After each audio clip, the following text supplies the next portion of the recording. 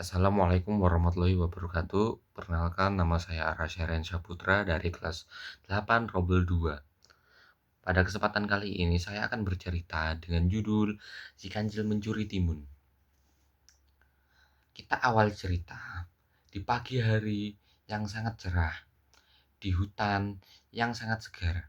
Si Kancil berjalan ceria, menjalani rutinitasnya setiap hari tanpa ada keluhan. Ia berjalan menyusuri hutan setiap pagi. Pada pagi yang ini, ia menemukan ladang timun milik manusia. Lalu, ia menghampirinya. Ternyata, di dalam ladang itu banyak timun-timun yang telah ditanam oleh sang petani. Lalu, perlahan demi perlahan, si kancil menyusuri ladang itu sambil berkata, "Ternyata timun-timun di sini sangat banyak dan sangat menyegarkan ya," ucap kata si kancil. Si kancil melanjutkan untuk mencari timun-timun yang segar.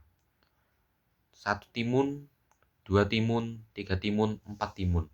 Ia cari untuk ia makan sendiri. Ia makan sendiri sampai habis.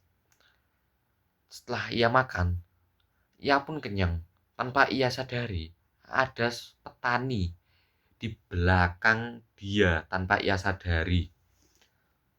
Dan ucap petani adalah, "Dasar sialan kau, kancil biadab, makan timunku kau. Sudah susah payah aku tanam," ucap sang petani.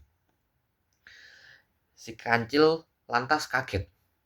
Lalu ia lari terbirit-birit menuju hutan. Sambil berlari, ia mengatur ritme nafasnya. Dan sambil berpikir, "Sepertinya aku salah, telah memakan timun sang petani." Akhirnya, si kancil pun kembali ke ladang, berniat baik untuk meminta maaf. Si kancil melihat orang-orangan sawah yang ia pikir adalah sang petani. Si kancil menghampiri orang-orangan sawah tersebut. Dan si kancil berkata, "Wahai sang petani, aku ingin mengucapkan maaf kepadamu telah memakan timunmu tanpa izin."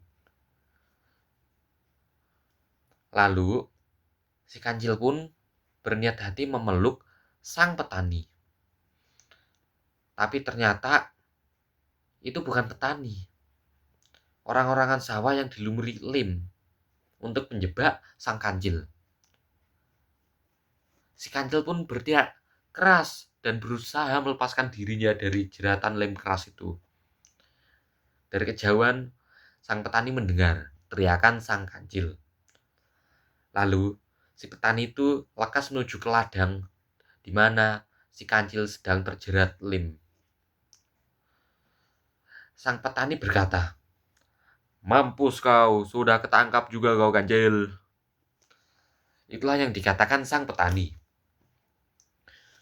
Lalu, si petani pun membawa si kancil yang telah tertangkap menuju kandang di belakang ladang tersebut. Nah, ternyata setelah mendengarkan maksud sang hewan tersebut, petani pun paham dan merasakan apa yang dirasakan sang kancil tersebut. Ternyata si kancil ini berniat mengucapkan maaf kepadaku. Ternyata ia tidak tahu ini ladang milikku.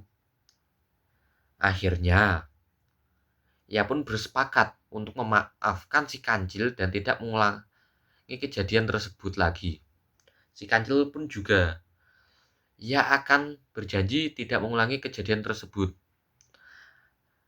Dan keesokan harinya, sang petani dan si kancil bekerja sama untuk melindungi ladang tersebut.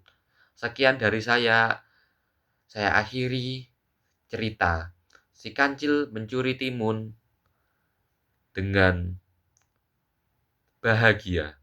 Wassalamualaikum warahmatullahi wabarakatuh.